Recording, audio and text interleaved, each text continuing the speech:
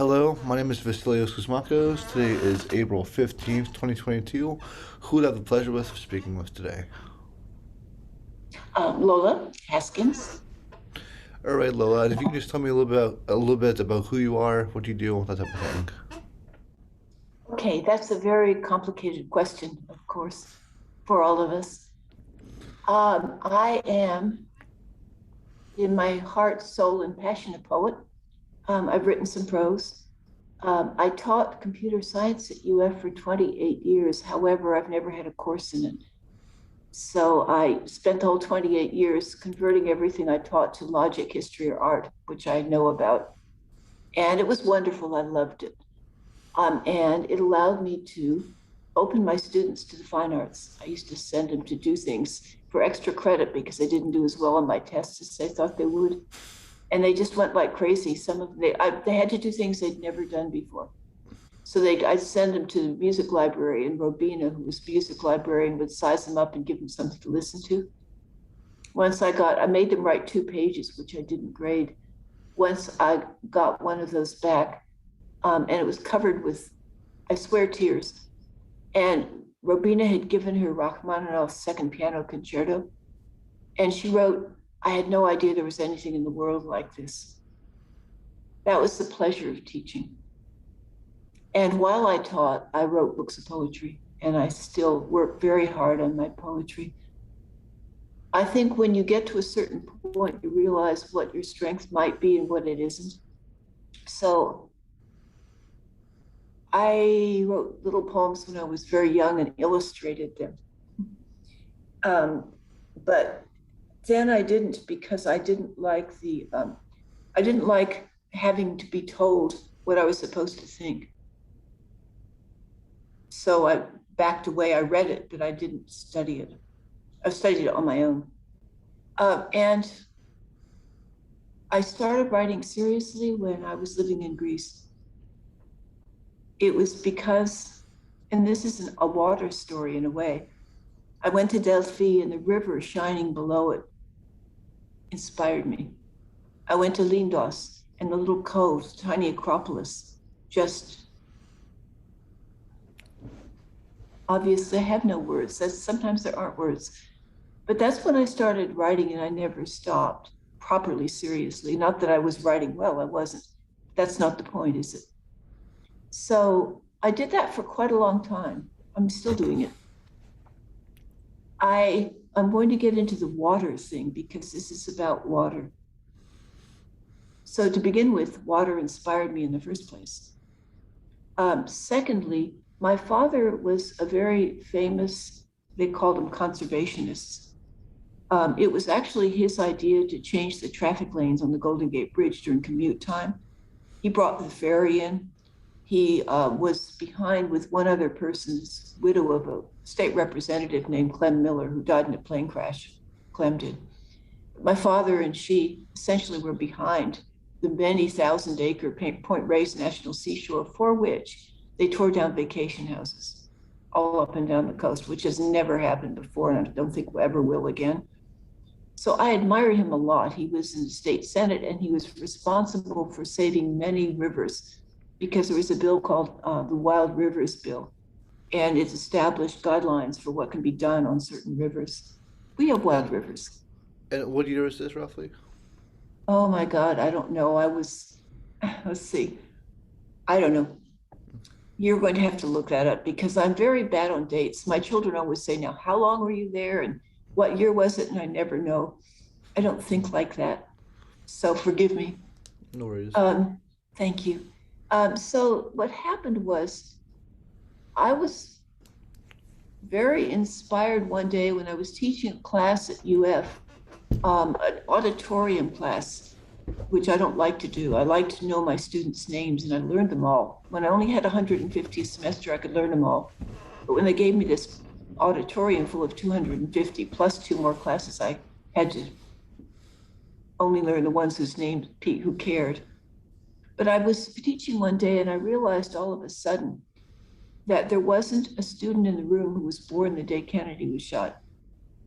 I was a grown up, well, not a grown up, I was in school, but I remember it very clearly. And then I understood what history was. I had never understood it before. I always sort of thought it was left-brained dates and events and causes and effects. It's not, it's us. So I went to the library and got all kinds of letters. I didn't want to read secondary sources. I wanted to know what happened on the ground under my feet. So I read all these letters, and a lot of poets plagiarize letters. Tons of poets do. They take old letters and then they just feed their poetry into them. I won't do that.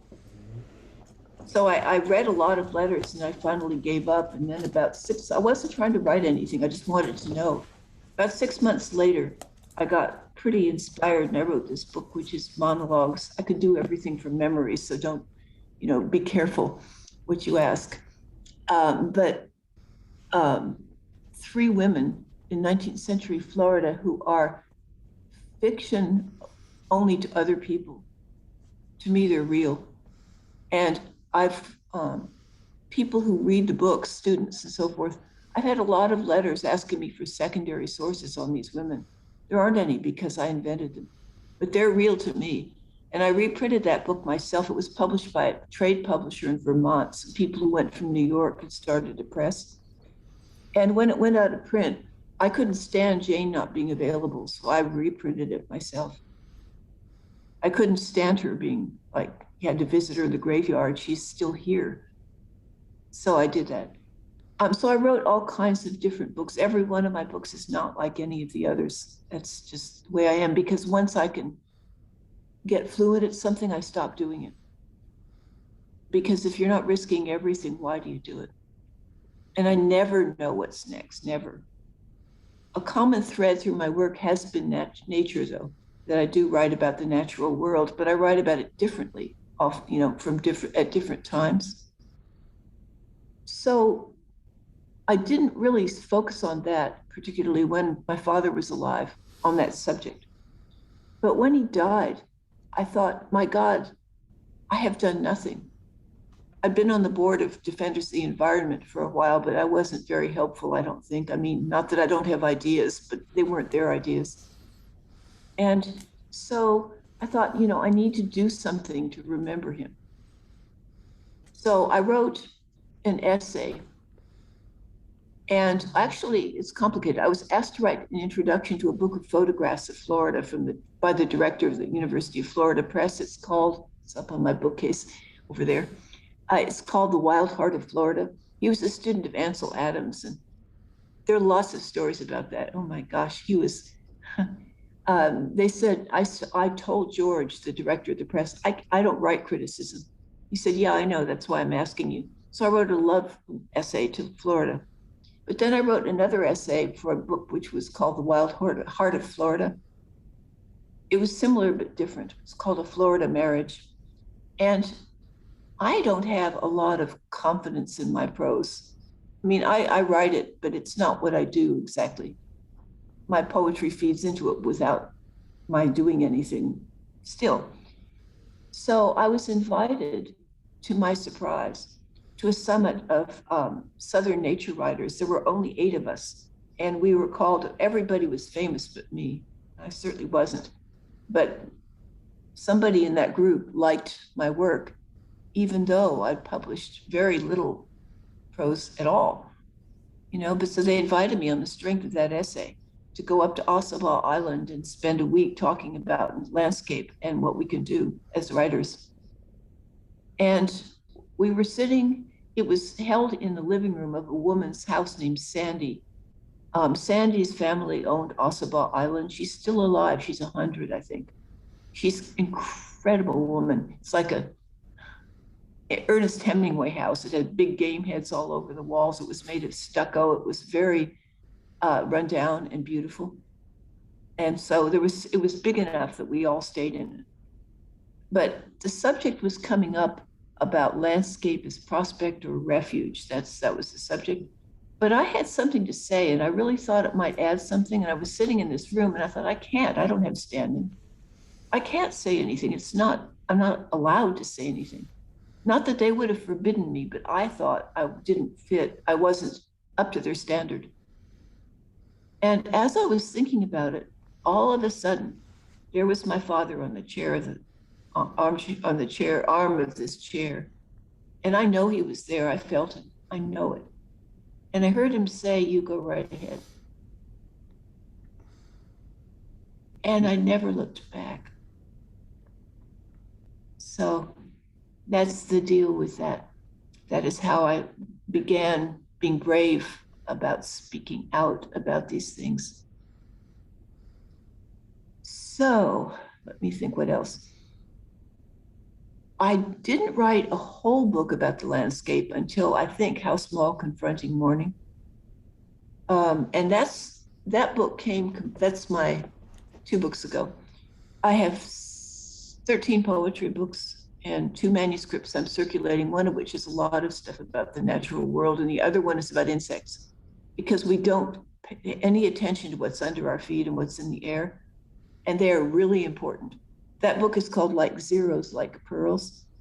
It's part of a line from a poem, but the idea is that people either value them completely or they think they're worthless and kill them. So that's the idea. So I'm circulating that, but also another book about that. Am I going too fast? Absolutely not. Okay, good. Because I love to talk, and I don't usually talk about myself. So it's fun. Absolutely. Yeah. Okay. So How Small Confronting Morning came out of a lot of, I've spent time in the woods for many years. And you know that everybody knows that the Japanese call it forest bathing. I find it really deeply calming, and I'm honored to be allowed in there. For instance, in that book, there's a kayak a lot too. So there's this one poem which is about that. It says, "Creek light runs along the underside of an overhanging ash, a finger tracing an inner arm. Above me, long pale leaves are trembling. My small boat is no one on this water." Which I believe. And in fact, the first poem in the book is it's my inscription for my gravestone. I didn't know it would be, but it's very simple. In fact, because I am at a certain age where I don't want my children to have to worry about anything, and they're grown, right? But I don't want them to have to confront what to do. So I've already got it set up. And the inscription, which both my children like, it's a very short poem, very short. It says, "What am I to make of this pillow that smells of earth?"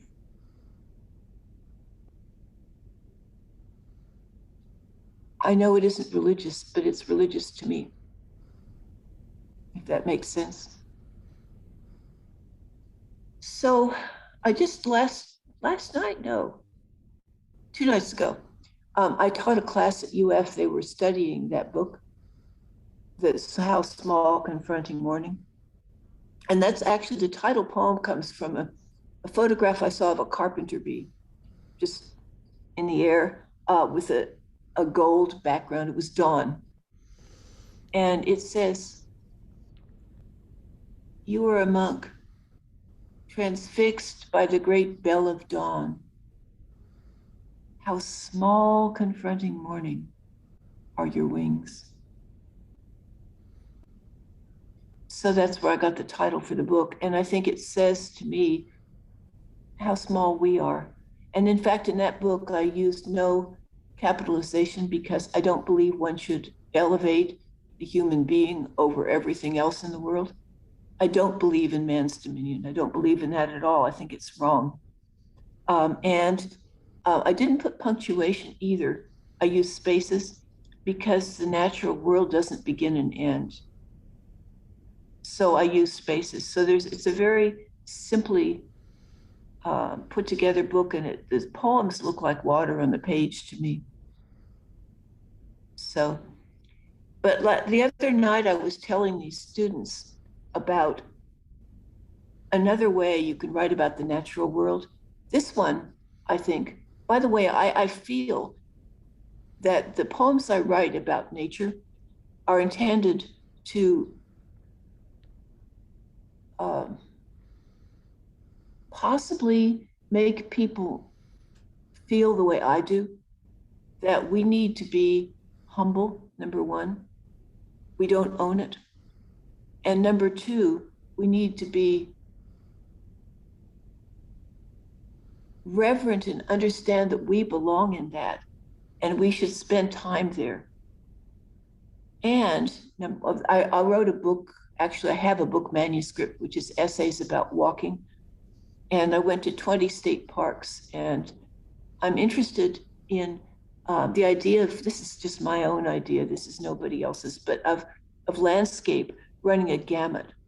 Some landscapes like Utah, or other landscapes like that, mountains, ranges of mountains, they're what I call one-night stand landscapes. Because you can't wait to get in bed with them, right? I mean, it's like, oh boy, I can do that. But then landscapes run the gamut all the way to what I call marriage landscapes. And the difference between the two, the one-night stand can turn into a passionate relationship, yes. However, the marriage landscapes reward attention to very small things over a very long period of time, and they're deeply rewarding. And most people I know, I mean, I used to do that too before I figured it out. They look at, say, scrub, and they say, wait a minute, aren't these trees big enough, good enough to grow big? This is not interesting, they think. They have no idea how interesting it is. So I'm writing about that in that book too. There's water in it, but it's not specifically about water.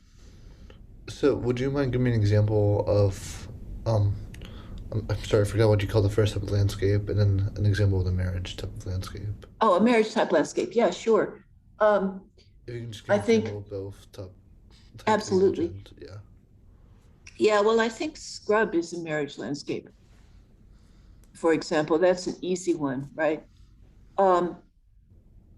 Certain kinds of deserts are marriage landscapes, but mostly not. I personally am attracted to landscapes like that.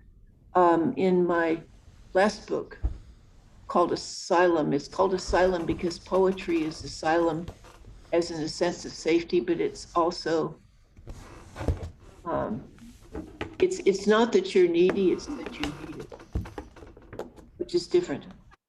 But anyway, so there's this one poem in that book that says, by the way, when I talk, if you let me talk by myself, I mean, talk to me. I don't want you not to interrupt, anytime interrupt. But what I'm telling you is that when I have a conversation with somebody that understands me at all, I just say a poem where a poem is better, it says it better than I could say it right now. So that's why I'm going to tell you this poem. It's short. In the stark lands, there are no trees to slow the wind. Creatures underground come out only with the stars. There is no other light. The distance to the horizon is a fierce happiness. This is a portrait of my heart.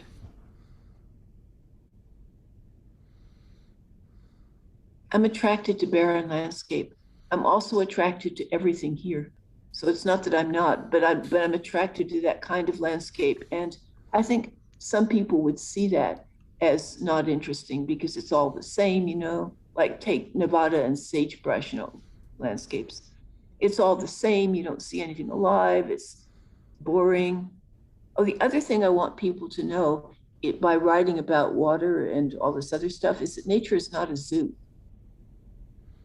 And that if you've been someplace, you've really not, the next time you go, it won't be the same. You don't understand that. If you go in the same season, even, am I looking okay in the video? Because I don't know if I'm all the way on it. No, absolutely, you're great. Okay, thank you. That nature is not a theme park. And number two, that when you go there, you think you've seen it, so you check it off your list. That's so stupid. We toured Florida the wild part of Florida was all professionals except me. I mean, I'm a professional, but not in the same way as they are, because this is what they do. They write prose about the environment. And I don't do just that. I do mostly poetry. But anyway, we went down to South Florida. And this is an interesting fact. I'm rambling because it's coming in my head. We had a roundtable at Sanibel Island at Darling National Wildlife Refuge. And people went around the table. We said, would you go around the table? Let's hear who you are and what something about yourself. There wasn't a single one who didn't identify as being from somewhere else, not one. The closest they got was, I'm Joe, and I've been coming here on vacation since I was 8, so I think I'm really, but I'm really from Michigan. Which means that's what we're fighting, in other words. Because, you know what I wrote a book about Florida cemeteries, that's a prose book, because I'm interested in history and what happened on the ground under your feet. And so I have spotlight essays for each cemetery of somebody, so you know someone when you go there. Do you know what the most common air freight export is from Florida? It is bodies being flown north for burial because these people died and they don't love it here. They don't want to stay. Which shows you what kind of stake they have in it. Does that make sense? Yeah, so let's actually explore that theme a little bit more about the sense of place, how that, Absolutely. and how that relates to water. It's like a sense of place, right? In Greece, kind of inspired you to love water in the first place, right? That's led you Yes. to a career in activism, a career in poetry as a result of that. So place and especially kind of as you've been talking, the sense of locality, in relation to place, in relation to kind of what it means to value something, is important. I mean, any person I've talked to, for this project has loved what they're loving because to that specific place. So That's true. I would love to hear your thoughts on that a little bit more. Okay. I think that when you are anywhere um, and you are aware, your belonging to the place deepens. And if you aren't aware and you're just, say, exercising, so you're jogging through the woods, for example. In fact, I met some people when I was writing that book up in the Panhandle. They were jogging through this forest. And I'm just thinking, Jesus Cristo, okay, I can say it in that language, that they're just, all they're looking at is where they can put their feet next. And they're not even there. Sometimes, it strikes me that people who take photographs of landscapes, it's a wonderful thing. And I take them too sometimes. Recently, I've been taking some pretty good pictures, I think. But you have a choice of being there or taking the picture. And if you're constantly looking for the next picture, which is not what I do, but if you're constantly looking for the next picture, then you're not really there. So in order to have a strong sense of place, you need to immerse yourself, your whole body as you are, without accoutrement, without constantly, like, for example, you're a bird watcher, which I love birds, but I can't ignore what's around them. I just can't do that. But so you're actually distancing yourself from the bird when you're looking through your binoculars. I know that sounds contradictory, but I feel that way. No, I agree because it's like you're looking at the world through, I mean, quite literally another set of eyes, right? Instead of your own, and that kind of shifts that perspective, right? Correct. That's right. You distance yourself. And again, when you're doing that, you aren't really where you are because you're not seeing the bird in context in any way. You're selecting it from the environment and putting it on your list. That's why I'm not a birder. I wrote this comic piece called Ask an Ornithologist. It's really funny, in my opinion. I think it's really funny. Oh my God, it If cracks you me could, up. if you could send it to But me, that'd be great. If you can send that to me, that'd be great. I will. Okay, Yeah. I will. Yeah, it's just so entertaining because they're so stuffy sometimes, and I admire them, and they're serious and they know a lot. And I have a number of friends who are that. So don't broadcast that. But it's true, though. I think that's the case. So yes, a sense of place is really important. And I'm going to go back to where I was when we started this. Is that okay? Of course. Okay. So I like talking to you. Um, so when we were down there, I met a young man from the water district. He said, if you'll come back, I'll take you out to Fakahatchee. So I did. In fact, I have a picture of us like we were wading in the swamp and the water comes up to almost all the way up my thighs. It was thrilling. But when I went there and he took me around, the air was so full of birds, it was like confetti. I've never seen so many birds before in one place. Never. I mean, it was just it was amazing. And then I went back another time and there were almost no birds. You see, I'd seen this is the psychological situation. You go to a place and you think this is the place. It's all kinds of things, and it has to do with when the water levels are what they are. You probably know this, right? I went back a third time, and it was when the water was going down, so that all the birds with their nests are waiting for the fish to be accessible underneath. And so they're hanging out all over the place. There are lots of nests and lots of birds. It was really very eye-opening to go the second time by myself. I've wrote about Fakahatchee Strand. That's one of the places I wrote about in my manuscript. But it's, you know what, this manuscript it's been accepted 5 times. Twice by the University Press of Florida acquisitions editor, several years apart, like 10 years apart. Once by the Pineapple Press, and once by the Sierra Club. The Sierra Club was a big surprise. I never thought they'd look at it. The man kept it, the director, for 4 years and wanted to publish it.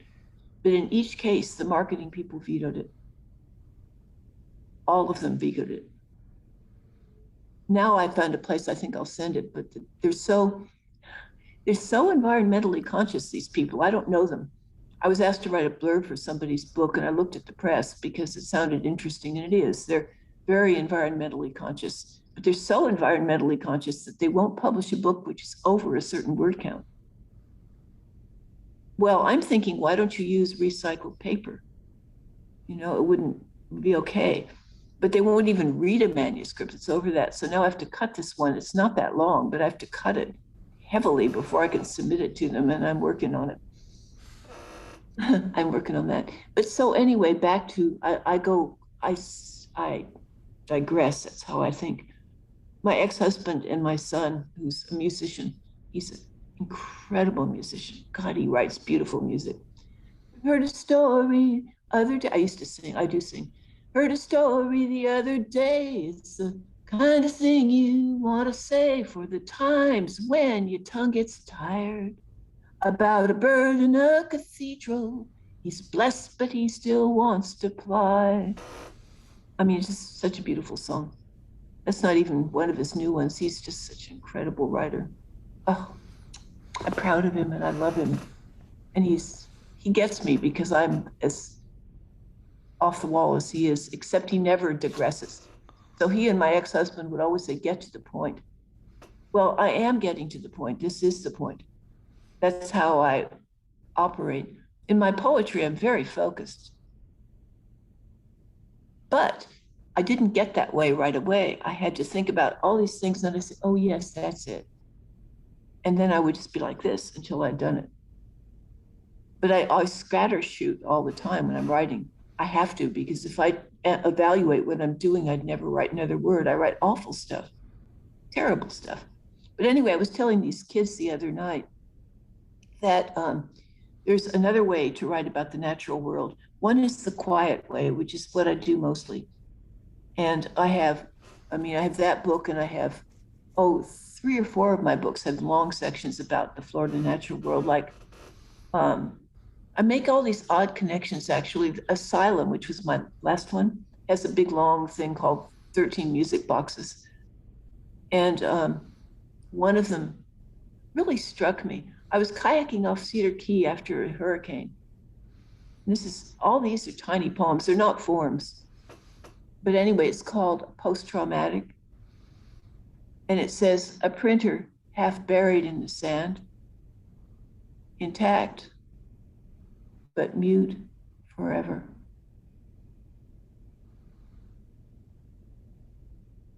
So it struck me that's what it is. You understand? Yes? Yeah. No? Yeah. Yeah. I'm sorry. Yeah. I was just kind of Okay. thinking. Yeah. Yeah, I mean, About it. those tiny poems, like Cardinal Chick says, little fire, little heart in hand, what a lucky tree. That's very simple, right? And then there's, let's see, wood stork waiting. It said, an arched claw and its liquid twin, pas de deux for one. And then there's this one called Sunset that says, the lake is eaten fire. Quietly, the ibis's roost. I don't know. I mean, I probably have in my books, I have dozens and dozens. In my new manuscript, I've got a whole bunch of them too. But one of them was a political one. I didn't realize it at the time. This is in my, it's in, I forget which book, but not any of the recent ones. That's one thing I never remember usually is what books things are from. I know the poems, but they are, I don't know. But it's called Enlightenment. And this is a political poem, no kidding. It says, because I have a companion one I wrote later, but it says, when the heron lifts it free, the fish suddenly understands. And the companion poem is called For Those Who Will Not Vote. Wow. I really like that one. Thank you. I have a lot of stuff like that. I mean, just a lot. But So let's kind of discuss your relationship with one of those specifically a little bit more. So obviously your kind of poetry runs a gamut of of old nature, right? And that obviously has a connection to water. But what was it specific? And it kind of circle back to almost the beginning of the interview. What was it specifically about that river in Greece that kind of just made it? because the shine of it was prophetic. And that's what it was. And with the cove, it was a very small cove, and all these old women, were sitting. It wasn't a tourist. In fact, Lindos at the time had no hotels and no stores, and there was one bus a day from Rhodos, only one. And so the only way you got food was to buy it from somebody local, but there wasn't a store, so you had to find somebody who had tomatoes and bread and stuff, and that's what I ate when I was there. And there are all these old ladies sitting on the ways up to the Acropolis. I think it was inspiring them. They were making things for themselves. And they go, Kalimera, sis, Kalimera, Kalimera, Kalimera. And you're walking up there and Kalimera, Kalimera, Buenas, like that. They were lovely. And I was the only foreigner around. So it was, that was inspiring almost in the same way. And it made me want to be like those white houses at sunset. It made me want to shine like that. It made me want to swim in that water. And I'm being metaphoric, but I mean it seriously. So that was it. There's definitely something quite ephemeral about kind of just Greece, whether it's the I know. people or whether it's, I know it's a sacred kind of ground. I know. That's exactly correct. It is a sacred ground. And you know what? That's why I went there, because I knew that, because I've read all these Greek plays in college and they touched me deeply. And I had to go. I just had to. I didn't have a reason to go. I didn't have any possible justification for going. I wasn't going to write about it. I wasn't academic. It was just I had to go. And that's the thing. That's what draws you, right? You're drawn to the spiritual and the ephemeral. And everything is like that when you start seeing. When I'm there, I experience the energy that I can't quite explain. It's Well, yes, listen, don't try. yeah, Stop. I mean, because it's the whole point is you can't explain it, isn't it? yeah. It's just something so different compared to anything I've felt in Florida. And I don't know. Of course it is. Oh my It's God, just it couldn't so be more weird. different. In Florida, the way you get closer is to go into the wild. That's how you do it. So It's a different feeling, but it's like that. So can I do what I was going to do? Because I'm thinking I of want course, you to hear this because this will be relevant to you, to what you want to know. of Is that course, okay? of Okay, course. so I was telling them that there's this other way. I appreciate that you don't mind if I go all around and make things up. That's my No, nature. it's Good. meant to. So no worries. Mhm.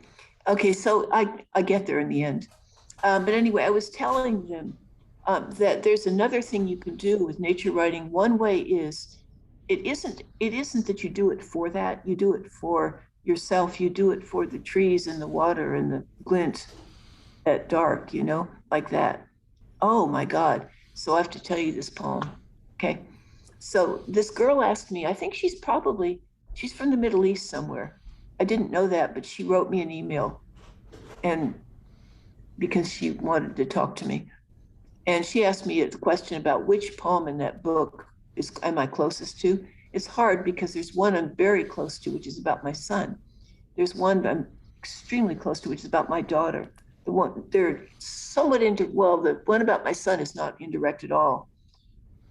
Not at all. It says, hundreds of vultures cross the humming air to settle like black flowers in certain oaks. And now, as dusk deepens, they unfold their wings and in a flash of benediction disappear.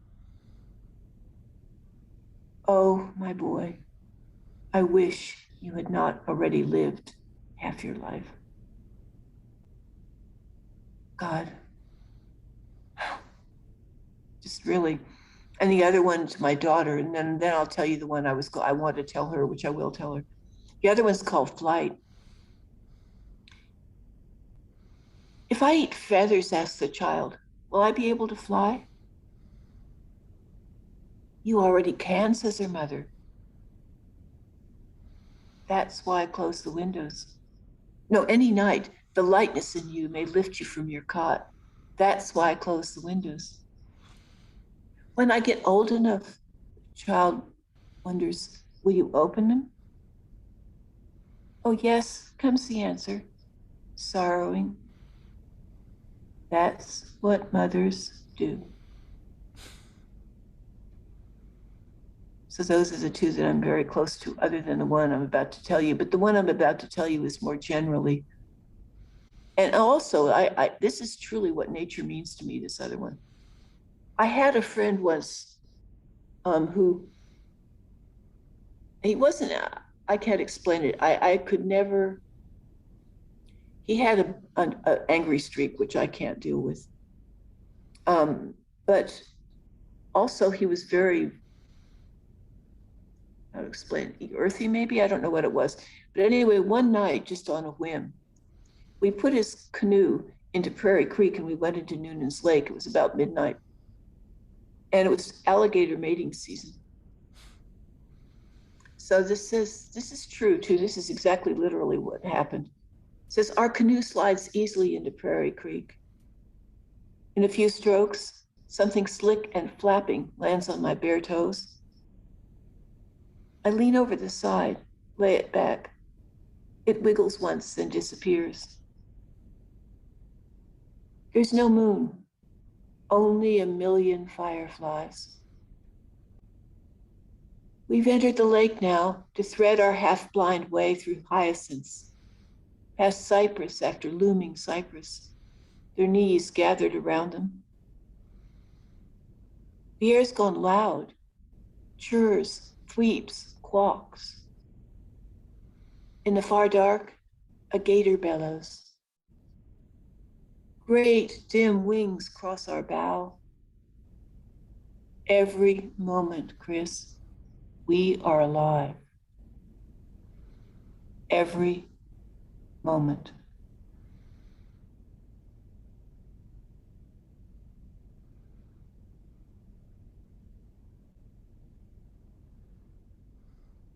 So what I would have said to her is that being there is how I am alive. It's when I am most alive, when I immerse myself in what's not me, because we're with me too much. And in order to do what we need to do, we need to get beyond us. So that's what I'm going to write a note. I wrote my teacher, Lupita, not my teacher, she's actually, anyway, I wrote Lupita a note saying, I want to send a student a note because I didn't answer her question adequately. Because what happens when I get into a situation where I'm doing my poetry, I'm almost gone. It's in my body. You know, I don't have to remember it. I know it. But it puts me in kind of a trance. And if you ask me a left brain question, like afterwards, my sweet teacher friend, Lupita, asked me this very academic question, I can't answer it because I can't think like that now. It takes me a few minutes to recover. You can understand that, I think. I mean, even now, telling these to you is easy for me because I think you listen. And it matters. But it takes me a minute to recover from doing each one. Anyway, what I told them was that the other way to do it, one way is a quiet way to do it so that people want it. I've given readings from How Small, and people have come up to me afterwards and said, oh, we just realized how long it's been since we've been, and we're going to go now. And that was a lot of what I meant by the whole book. I wasn't trying to convince anybody. It's only my book and it's my heart. But I'm religious about the natural world.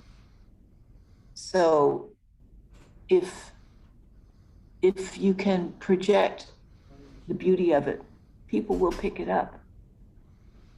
Wouldn't have thought of it. I hope so. Anyway, that's the idea. But then there's a less subtle way to do it, which is preaching to the choir. You okay? Yeah, sorry. Yeah, sorry. Yeah, I'm sorry. Go ahead. You want to go do whatever you need to do? No. I'm sorry. Go on. There's just a distraction. Go ahead. Oh, okay. I mean, I'm not distracted. I'm good, but okay. All right. I'm looking at your posters. Oh, very fine. And reading your posters over your shoulder. So there are 3 poems I've written which are avocational, only 3, and they're all long. And I want to show them to you because they're not alike. And one of them has all these stories to do with it. The other 2, well, the second one has a long story to do with it, but it's not about the poem. Well, actually it is. Well, anyway, but so the first one, I think I told you this on the phone, but I want to show you what it's like. There was a group of environmentalists around the state who put together a book called Unspoiled, with oil capitalized.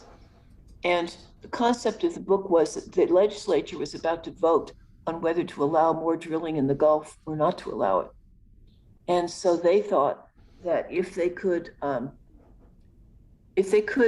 show the legislature how the people of Florida feel about the Gulf, it might slow them down. So they asked general people, like high school students and kids and people just on the street. And there were a few people who were more professionally involved, but mostly it wasn't that at all. And it wasn't about poems. There was a little 8-year-old who was just a knockout. Boy, she was really great. And my poem.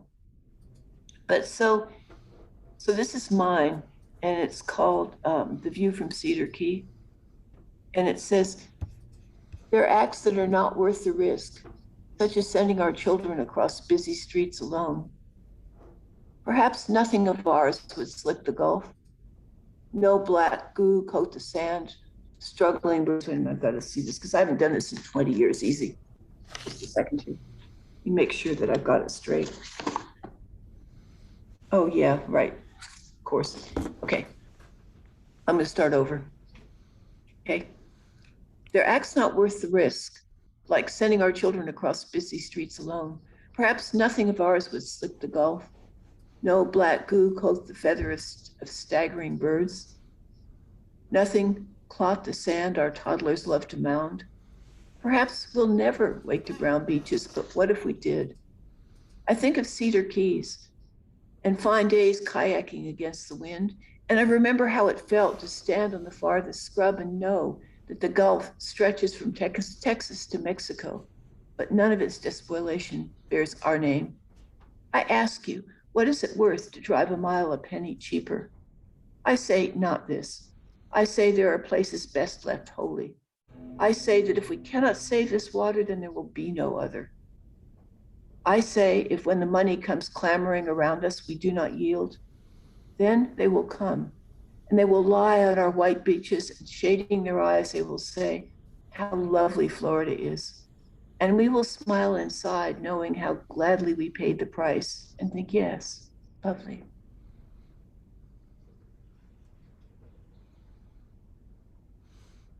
So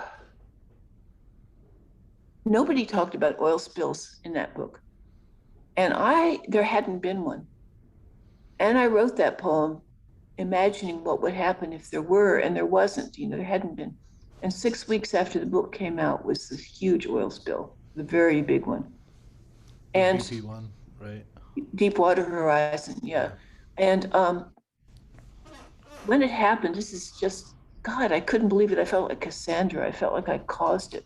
It sounds weird, but my God, why would I think of that? Why wouldn't I say how much I love the Gulf? Instead, I say what could happen. I remember that oil spill incredibly vividly. I'm sorry? I remember that oil spill incredibly vividly. I was I was in elementary school at the time, and yeah, that was one of the big kind of environmental disasters of my life. I kind of distinctly remember. It's so interesting because when I realized that no kid in my class was born when Kennedy was shot, I used to talk to my students, my computer science students, all the time about real stuff. I talked to them about the environment. I talked to them about gun control. I talked to them about, this thing happened to me. So what is going to be your generation's biggest memory? And it was really interesting. And I made them aware of what history is. So yes, it was a huge thing. And after it happened, they didn't know where the oil was going to go. So nobody was doing anything in Gainesville. I don't know what the hell. So I thought, come on. And I don't have a group, to work behind me or anything, but I thought, what? Come on. So I don't know how I did this exactly, but somehow Wild Iris bookstore was, you remember that? Long time ago, this lesbian bookstore. But they were very willing to put these donations I would get in their back room because I have a tiny house. In fact, I have, a very tiny house. Actually, I just wrote a poem called Poetry is Tiny House. It says, nothing is allowed in here unless it has a story or I can eat it. Anyway, I kind of like that. That was fun to write. My house isn't a tiny house in that sense, but it's a small house and I don't have room for all that stuff that might get. So we got things, I don't remember, I think I advertised posters and I put it, I don't know, I just somehow got the word out. I don't know how I did it because there was no one but me. But we got these really large cages for birds. This guy who had raptors, and he didn't now, and he gave me 4 cages. We got blankets, we got towels, we got all kinds of stuff, just tons of stuff. And they came from Yankeetown with a trailer, and they had so much stuff that it would hardly fit in the trailer. These people were very generous.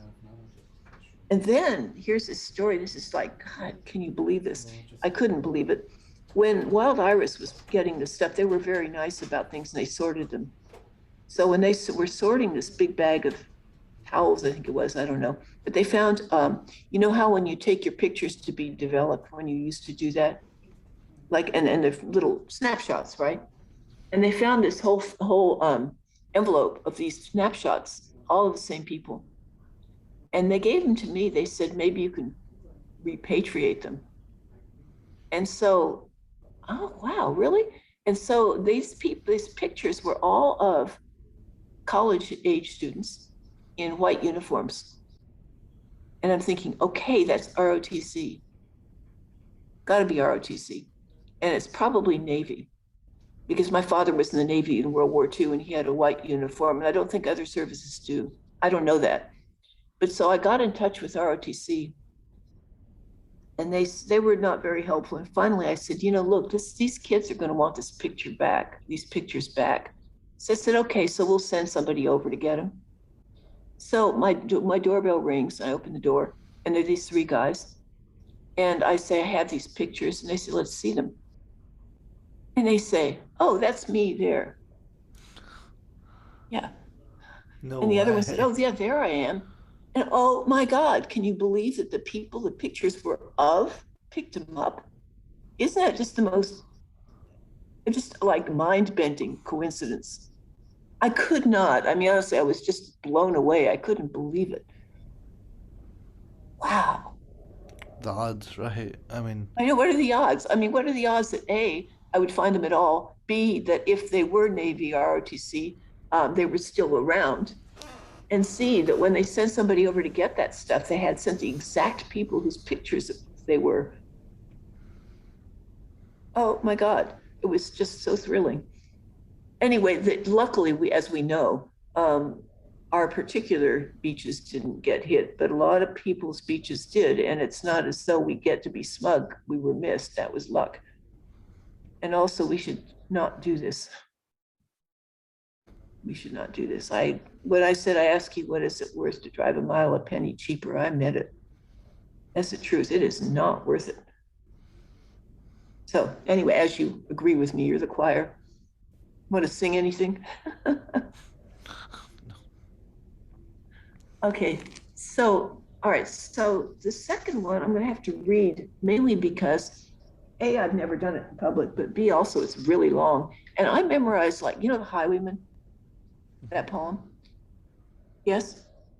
Wind was a part of darkness among the gusty trees. The moon was a ghostly galleon tossed upon cloudy seas. Well, I memorized that when I was 11, and it's like 5 pages long. I can recite it. I can really recite it well. I'm proud of that because it's not my poem, right? But I can still do it. So I could have memorized this one I'm about to read to you. On the other hand, it's kind of a poem for the page because it goes all over the place. So I'm going to read it to you. But the background of this one has to do with the Florida Defenders of the Environment, which was founded to Marjorie Carr, who Archie Carr was, Turtle Man. Marjorie Carr founded it. It was just the last remnant of the Florida cross barge canal. And it's still there, and it's dangerous, and we're still trying to get it taken down after many, many, many years of fruitless, I don't know why, effort. But anyway, above the dam the water is just damaged. Below the dam, it's not. Nothing can pass through. All these springs are buried and so on. And I was sent out by the then director of FDE, a woman who very assertive. I mean, it's sometimes not in a good way, but I got along great with her. But she sent me out with a friend of hers. And I wrote a poem about this, which I'm not going to read to you, but man, this guy had PTSD in a way that I've never seen, and he had a gun with him. It's a good poem. You want to see it? absolutely. Okay, so can I go for once? No, I can't. You're recording it. Okay, so I need to send you 2 things. Can you write them down then? Because then I'll remember. Of course. Thank you, because I probably will. I'm good about it, but write them down. The 2 things. Mm-hmm. Okay, got it? I'm ready when you are. Yeah, I'm ready when you are.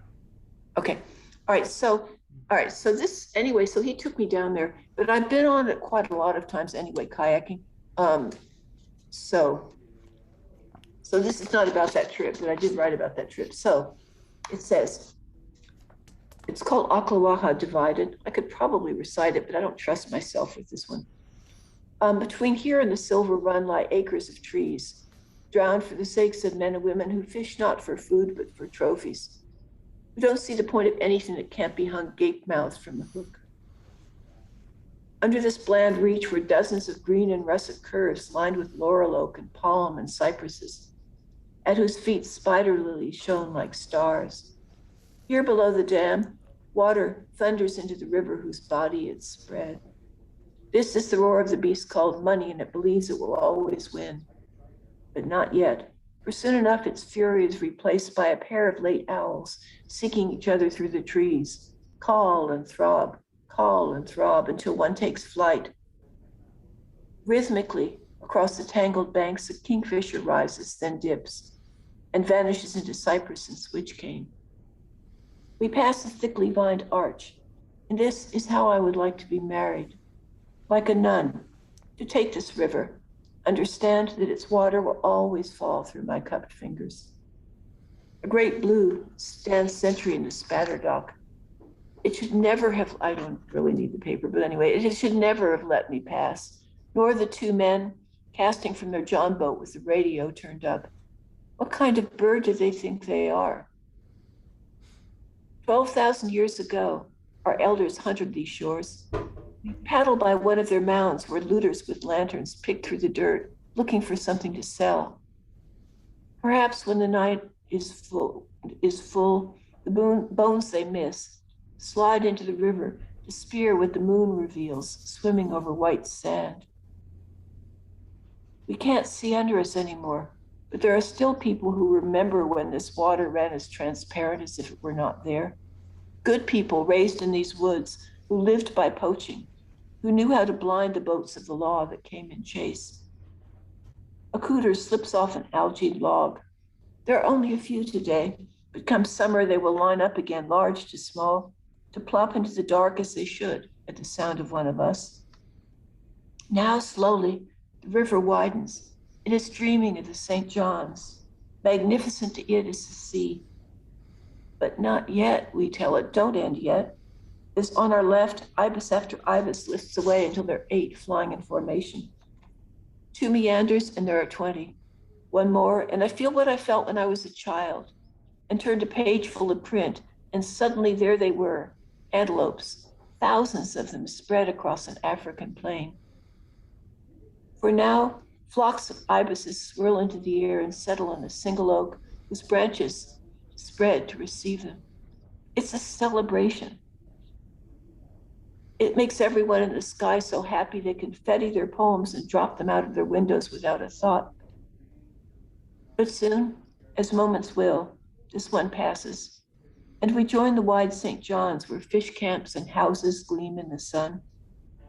Someday we will follow it north to a place we cannot see across, but not today.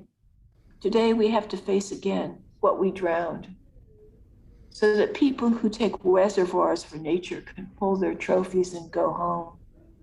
People who, if they happen to pass the mucky water above the dam, will not see the connection. But it's there. A moth in Brazil, clutch of gator eggs in tangled grass. We, who claim to love freedom, but fold our hands.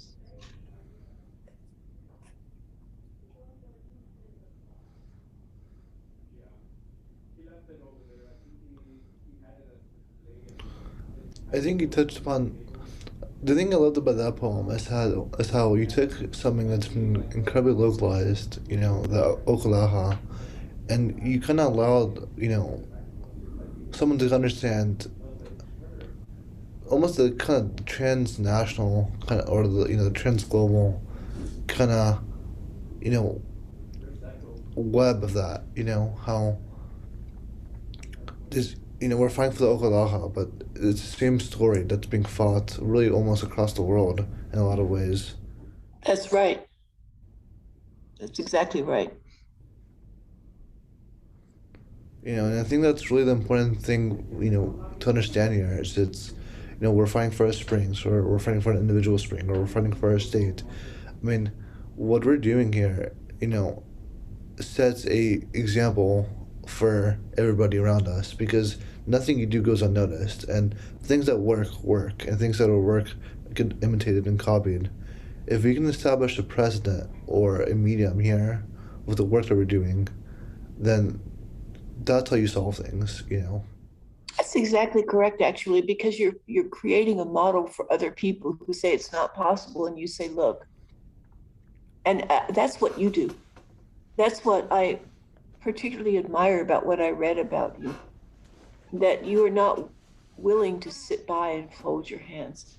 You're not willing to say, well, it's going because the planet's getting hotter. Well, of course it's going. It's not that simple at all. And you know it.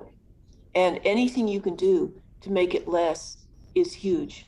And people like you are taking over from people like me.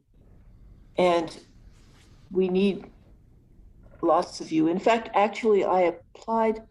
Well, I was talked into applying for state poet laureate, and I had 50 letters of support. I mean, I've been up and down the state. I tell my poems all over the place, and I like to help people.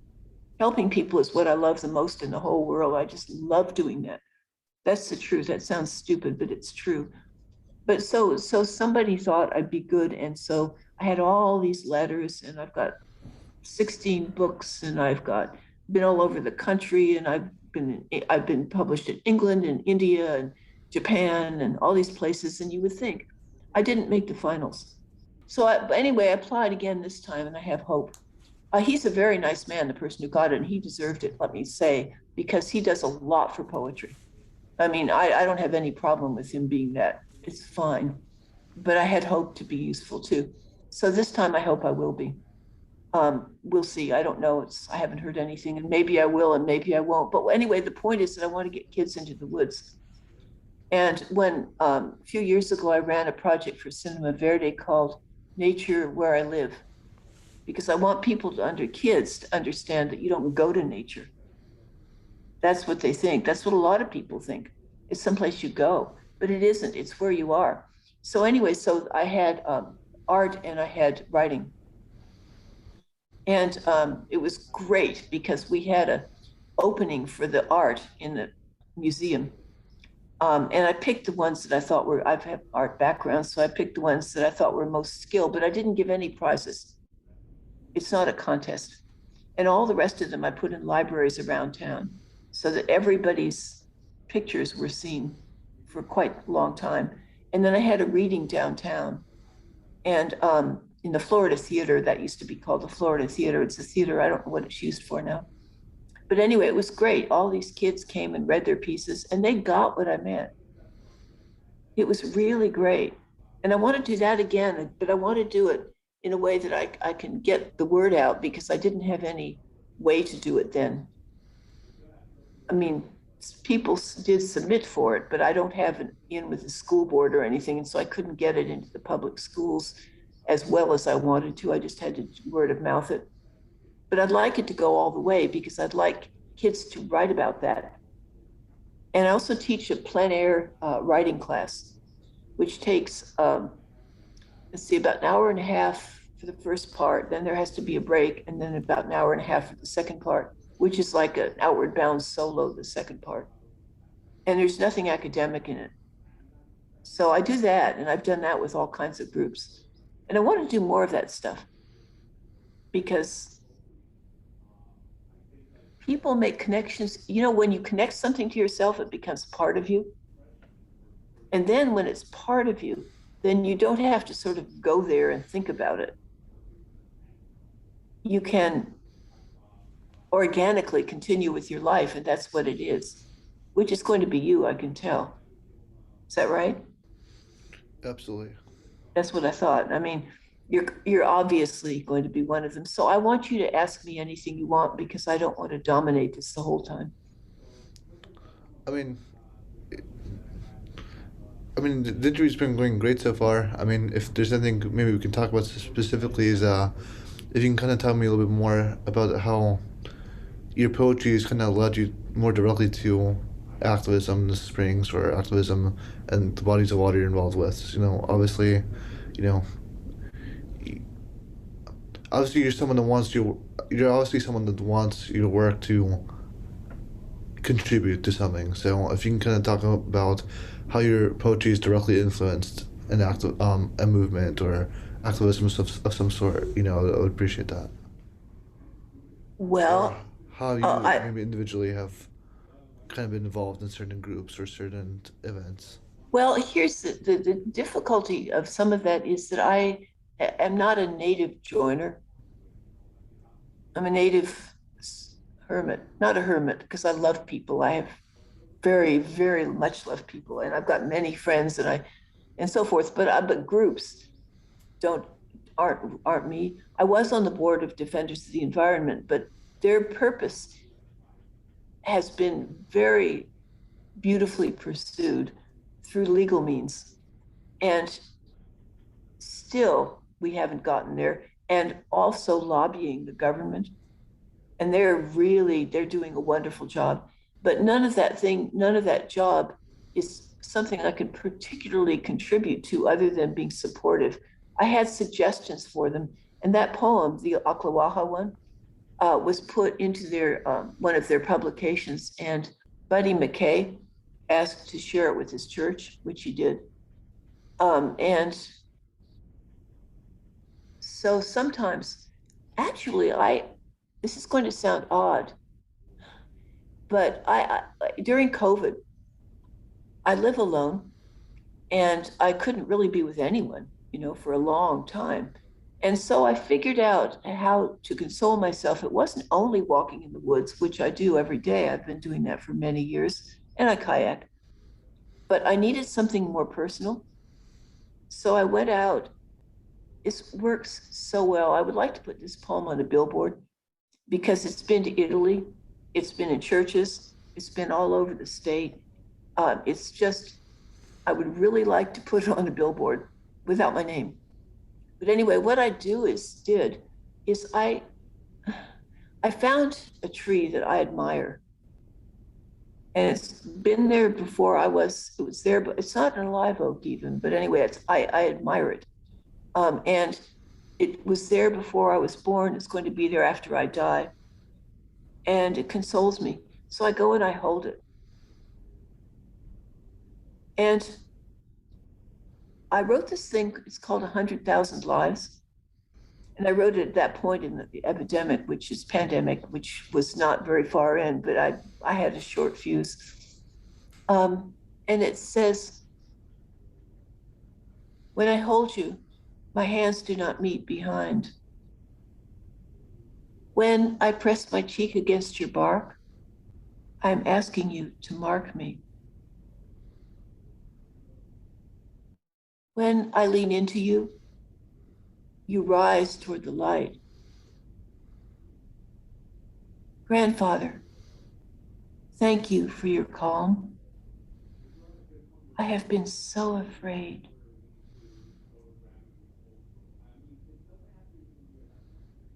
Oddly, the really strange thing that happened with that poem was that my kitchen sink, I had to have a plumber.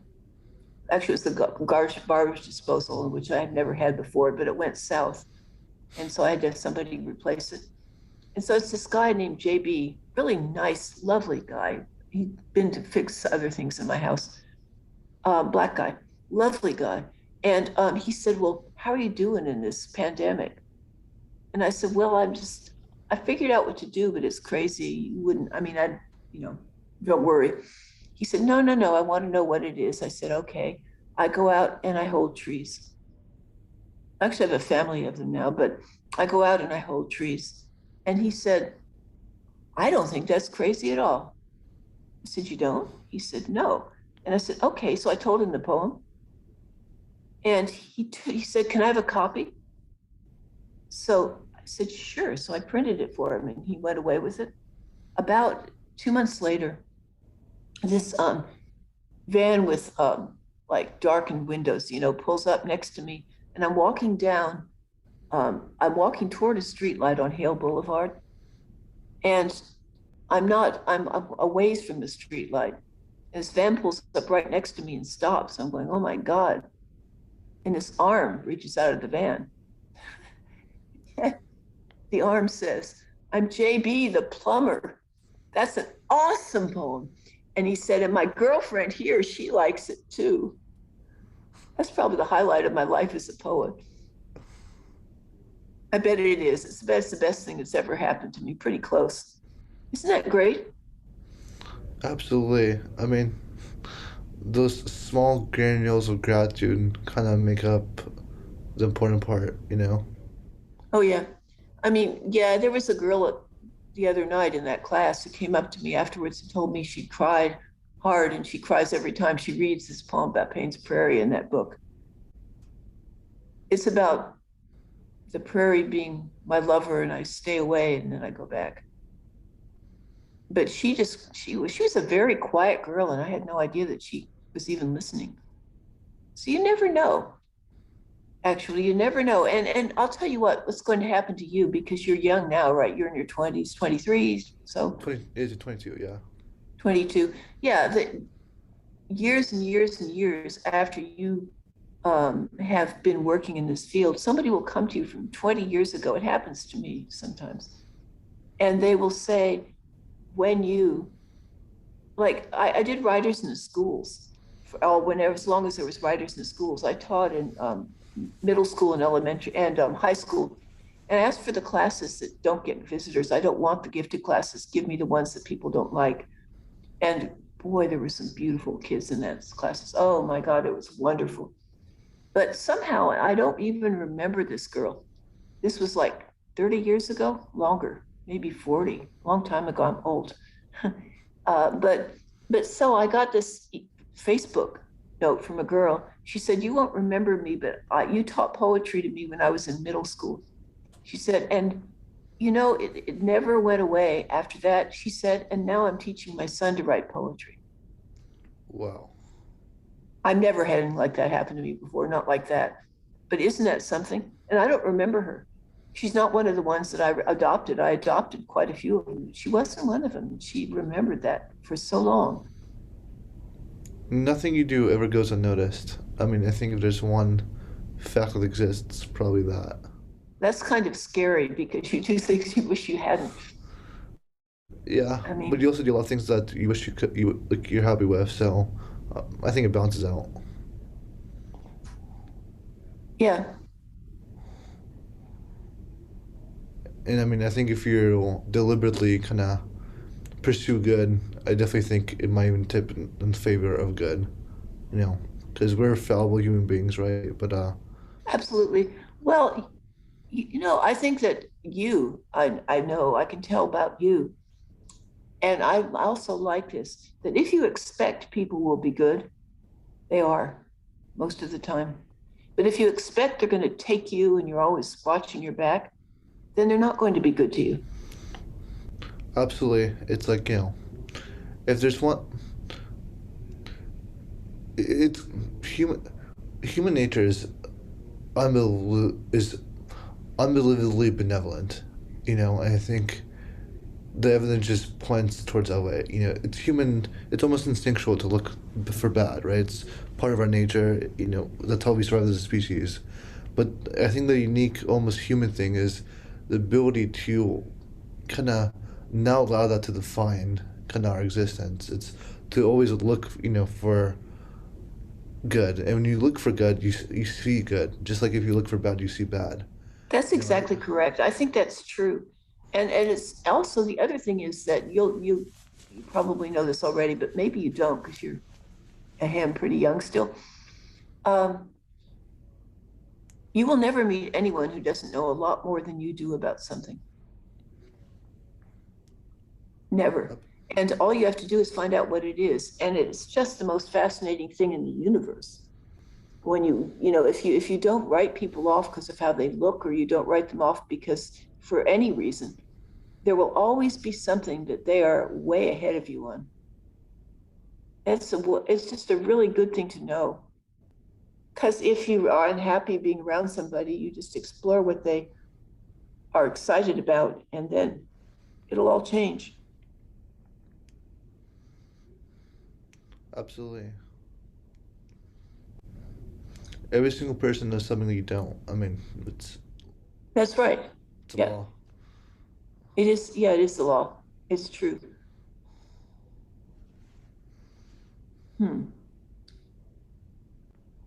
I think there are many ways, just to get back to the reason I'm being interviewed in the first place. I think there are many ways to advocate for something.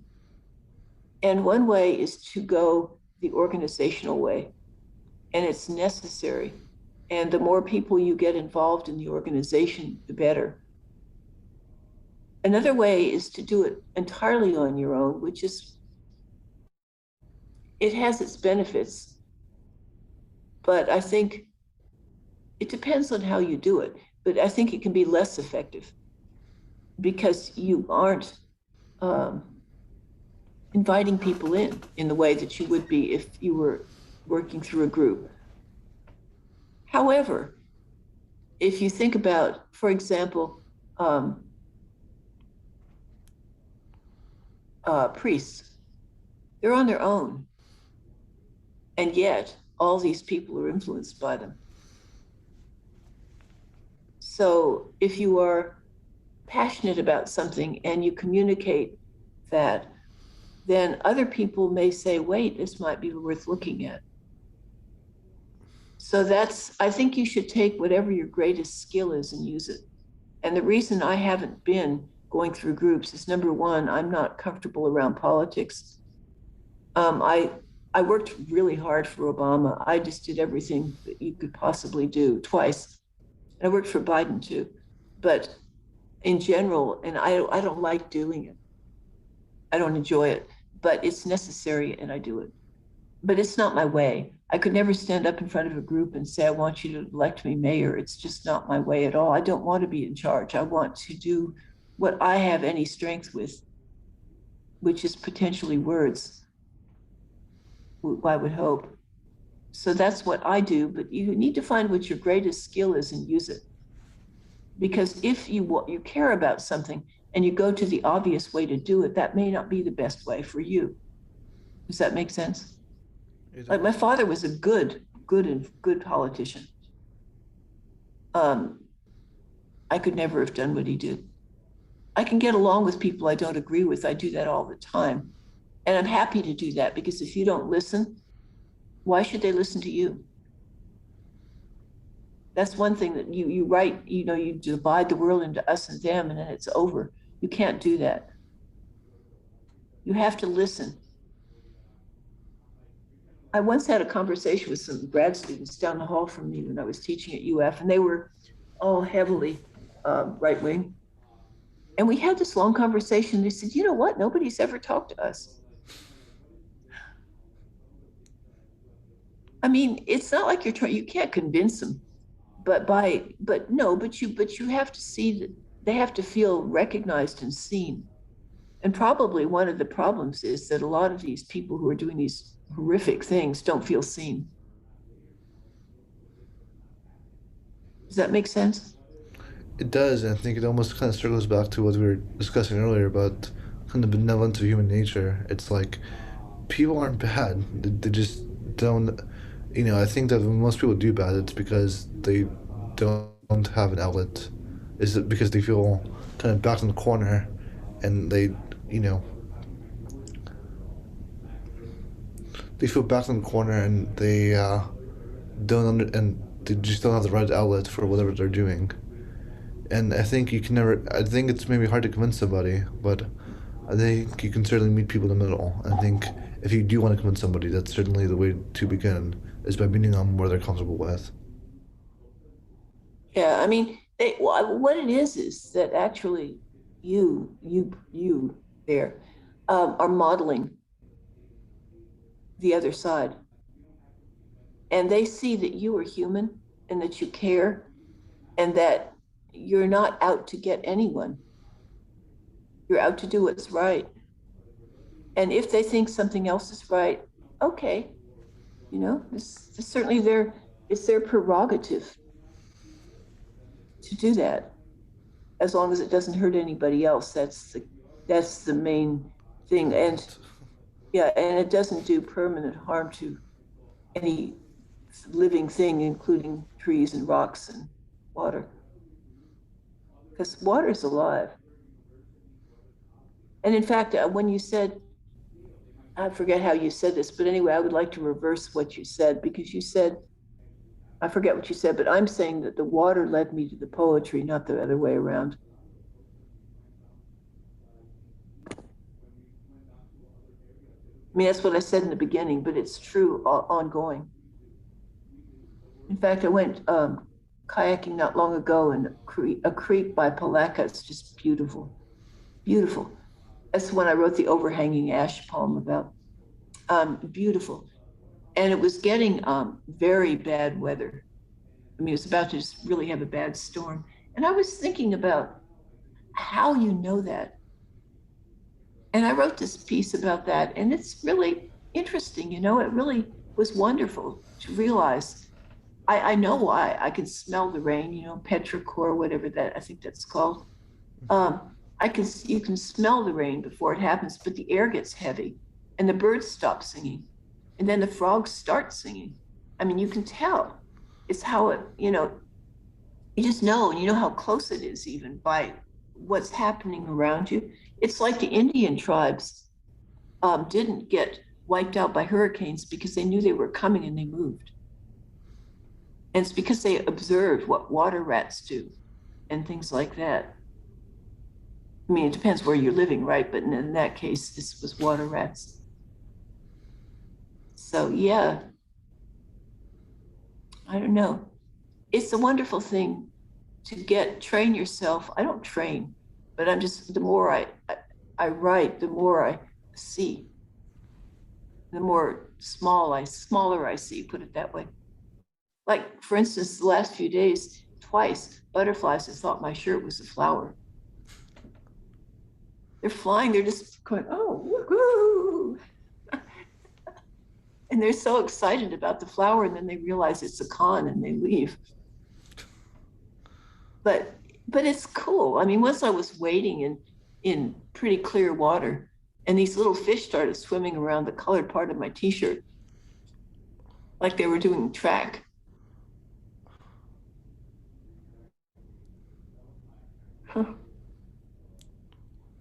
Well, it, it's truly amazing.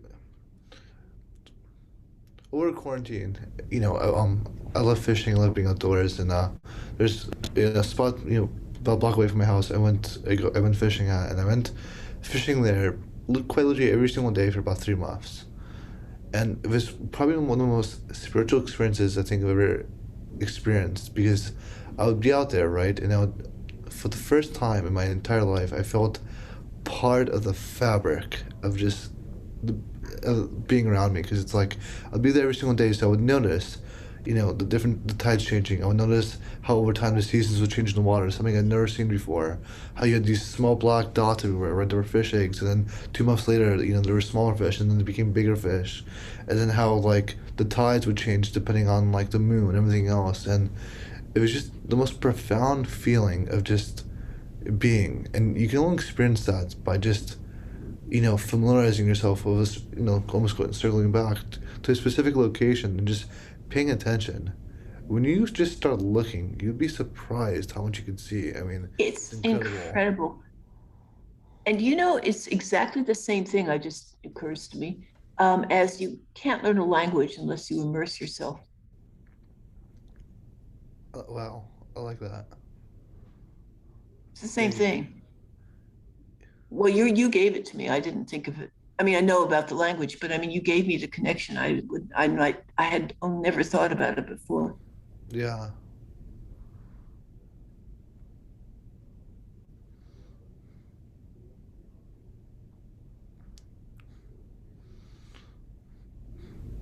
yeah. I mean, and the thing the thing I find particularly fascinating, right, is that that's the experience I had, right, was 3 months, right, it's minimal, but still.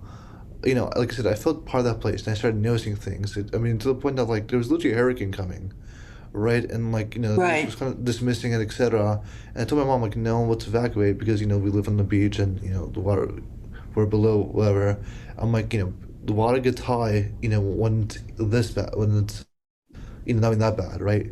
When a hurricane's coming, it's gonna push all this water out, and it's just gonna be flooding everywhere. Well, we're the only. Well, I told my mom when we left, we're the only house in the neighborhood that evacuated, and then like I said, the news was dismissing and whatever. The entire neighborhood got flooded. Everybody lost power. Their houses got, damaged, etc. And like I said, and because the news wasn't saying anything, and I was able to pick it up and make a decision based upon those observations I was making every single day. That's You know, wonderful. and it was just so interesting that like something so trivial can lead to such a almost life and death kind of like situation. I mean, it wasn't that Well, bad, but it's a life-changing event for you, yeah, actually, because now you understand that you have what you observe has consequences that you might not have thought of before. And now you know that. And so you will always be alert, which is great. I mean, the weather reports are mathematical, yeah, and it's not quite, I mean, they do fly into the middle of hurricanes and so forth, but still, I mean, it's a sort of odds. It's like gambling. that and it's like to me they are fallible to a certain extent because it's like I don't think that they always necessarily incorporate every single factor. In my mind, I live near the Gulf of Mexico. The Gulf of Mexico is essentially a bathtub. Even if there's a hurricane, in Mexico, that's still gonna push the water our way, and that's gonna cause bigger waves and it's gonna cause more erosion and everything else. So it's like, I mean, everything's a chain reaction. exactly, so Yeah. it's just fascinating. Yeah. Well, when I said that about the moth in Brazil at the end of that poem, it's not crazy. I mean, I did come back to the clutch of gator eggs, but nevertheless, it's not crazy. Something that happens that far away when you look. Reading the news of Brazil is just the most depressing thing ever. I there aren't words for that, but I am just so happy that you're doing what you're doing. Thank you. I appreciate that. Yeah, well, I mean, you have the older generation like me cheering you on. And you will always have that too, by the way. I mean, I never stop appreciating anything, but younger people who take the ball and run with it like you're doing, that's a wonderful thing. Thank you. You're welcome.